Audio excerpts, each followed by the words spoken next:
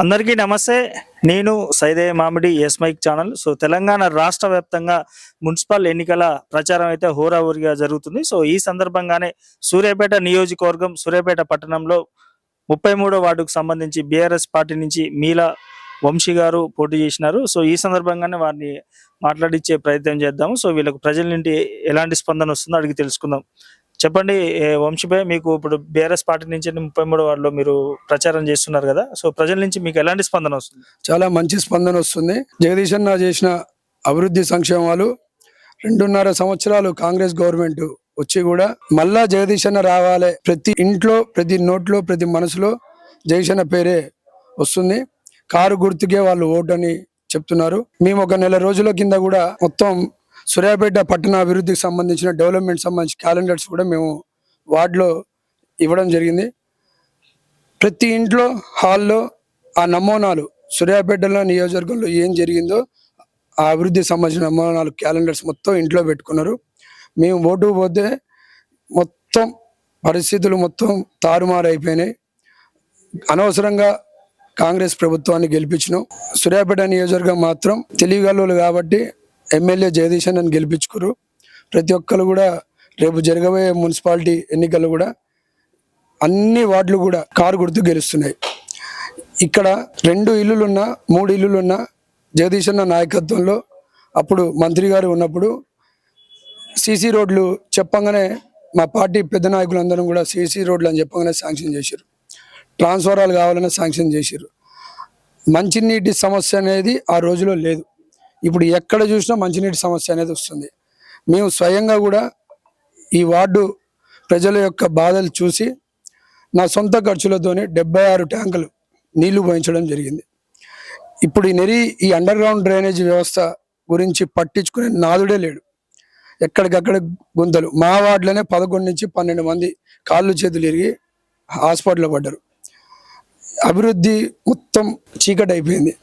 ఆ అభివృద్ధి మళ్ళీ రావాలన్నా ఏది జరగాలన్నా సూర్యాపేట మున్సిపాలిటీ చైర్మన్ జగదీష్ అన్న నాయకత్వంలో బలపరుస్తారు.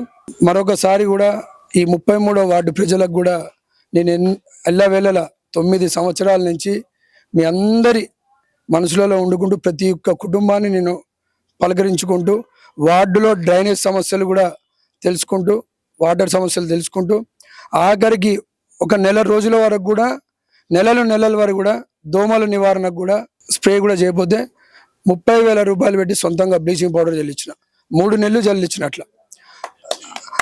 ఆ విధంగా నేను బ్లీచింగ్ చల్లించిన తర్వాత మున్సిపాలిటీలో చెల్లం వచ్చి శుక్రవారం చెప్పి దోమల మందు స్ప్రే చేయిస్తారు. ఇక్కడ 33వ వార్డు ప్రజలు విద్యావేత్తలు అంటే సూర్యాపేట నియోజకవర్గాన్ని గెలిపియాలన్నా గెలిపిస్తారు, ఓడగొట్టాలన్నా ఓడగొడతారు. ఎందుకంటే విద్యానగర్ అంటేనే విద్యావతులు, వాళ్ళకి మొత్తం అవగాహన ఉంటుంది. 33వ వార్డు చాలా క్రియాశీలకంగా ఉంటుంది. మేమందరం కూడా ఈ వార్డుని గెలిపించుకొని ప్రీతమ నాయకులు మా జగదీష్ అన్నకి మేము గిఫ్ట్గా ఇస్తున్నాం. ప్రజలు కూడా ఖచ్చితంగా అదే తీర్పుని స్వీకరిస్తారు. మరొకసారి మీలా వంశీని జగదీష్ అన్న బలపరిచిన 33వ వార్డు అభ్యర్థిగా మీరందరూ కూడా బలపరిచి నన్ను ఆశీర్వదించాలని చెప్పి కోరుకుంటున్నా. ఏ సమస్య ఉన్నా కానీ నేను మీ ఇంట్లో మనిషి కాబట్టి ఆ సమస్య నాది, దాన్ని ఖచ్చితంగా తీర్చే బాధ్యత నాది అని మనస్ఫూర్తిగా తెలియజేస్తున్నాను.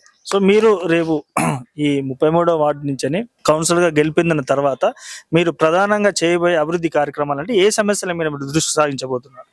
మేము ముఖ్యంగా ఈ వార్డులో మంచినీటి సమస్య ఎక్కువ ఉంది. విద్యానగర్ రామ్మూర్తి హాస్పిటల్ రోడ్డు మొత్తం సాయి త్రివేణి డిగ్రీ కాలేజ్ నుంచి మొదలు పెడితే పెద్దిరెడ్డి రాజా గారి ఇంటి సందు లైన్ వరకు కూడా గణేష్ చౌరస్తా వరకు కూడా వాటర్ ప్రాబ్లం చాలా ఉంది. దానికోసం సపరేట్గా మున్సిపాలిటీలో కొట్లాడి నిధులు కేటాయించి అక్కడ ఆ ప్రాబ్లాన్ని క్లియర్ చేయడం కోసం పోరాటం చేస్తాం. ఇంకా రెండో విషయానికి వస్తే దోమల బెడద బాగా ఉంది. నా సొంత ఖర్చులతోనైనా కానీ ఆ బెడదని క్లియర్ చేస్తా అని చెప్తున్నా. ఇక విషయానికి వస్తే మొత్తం గెలిచిన తర్వాత వార్డులో ఉన్న పెద్దలందరినీ పిలిపించి సీసీ కెమెరాలు ఒకటి ఏర్పాటు చేయాలని చెప్పి ప్రజల నుంచి వస్తున్నది. మాకు సీసీ కెమెరాలు ఏర్పాటు చేయించాలని చెప్పి వస్తున్నది. వాళ్ళను కూడా అందరినీ కూర్చోబెట్టి ఒక మ్యాప్ వైజ్గా విద్యానగర్, శ్రీరామ్ నగర్ ఈ రెండింటిని ఖచ్చితంగా సీసీ కెమెరాల కోసం ఏర్పాటు చేయడం ఉన్నది. అలాగే అలాగే ఈ చిహ్నాలు, రోడ్డుకు సంబంధించిన చిహ్నాలు, మేము గతంలో శ్రీరామ్ నగర్లో ఈ రోడ్లోకి పోవడానికి ఇబ్బంది పడుతున్నారు అని చెప్పి మా దృష్టికి వస్తే నా సొంత ఖర్చులు 36,000 రూపాయలు పెట్టి రోడ్ నెంబర్ శ్రీరామ్ నగర్ 1 నుంచి 6 వరకు నా పరిధిలో ఉంటాయి. నా సొంత ఖర్చులతోని బోర్డులు ఏర్పాటు చేస్తున్నాం. అది చూసిన తర్వాత ప్రతి ఒక్కరు కూడా ఇదివరకు మాకు చిరునామా ఎక్కడ చెప్పాలో తెలియలేదు, కానీ ఇప్పుడు road number 1, road number 2, road number 3 అని చెప్పి చిన్న వాళ్ళ నుంచి ముసలి వాళ్ళ వరకు కూడా, పెద్ద వాళ్ళ వరకు కూడా అందరు కూడా మంచిగా చెప్తారు. అది చూసిన తర్వాత కూడా కాలనీ మొత్తం కూడా రోడ్ నెంబర్స్ కావాలని చెప్పి వాళ్ళ మనసుల నుంచి వచ్చింది. దాన్ని కూడా ఏర్పాటు చేస్తా అని చెప్పి అందరికీ మాట ఇవ్వడం జరుగుతుంది. ఇక ప్రభుత్వ సంక్షేమ పథకాల విషయంలో కూడా ఎవరికి అందాల్సిన నిధులు వాళ్ళు అందించే దాంట్లో నేను ముందుంటానని చెప్పి కోరుకోవడం జరుగుతుంది. గతంలో కూడా అనారోగ్య పరిస్థితుల వల్ల కొంతమంది మా వార్డులో కూడా ఉంటే ఈ మధ్య కాలంలో గతంలో కూడా సిఎంఆర్ ఫండ్స్ కూడా రిలీఫ్ ఫండ్ కూడా పెట్టడం జరిగింది. అందరితోని కలిసి మెలిసిగా మేము ముందుకు వెళ్తున్నాం. పార్టీలకు అతీతంగా కారు గుర్తు కావాలనుకుంటారు, మీలా వంశీ గారిని గెలిపేయాలని అనుకుంటారు. ఖచ్చితంగా వారికి విశ్వాసగల పాత్రుడిగా, వారి ఇంటి మనిషిగా రాబోయే రోజుల్లో వాళ్ళకి ఇచ్చిన మాటలన్నీ నెరవేర్చుకుంటానని చెప్పి కూడా తెలియజేస్తున్నాను.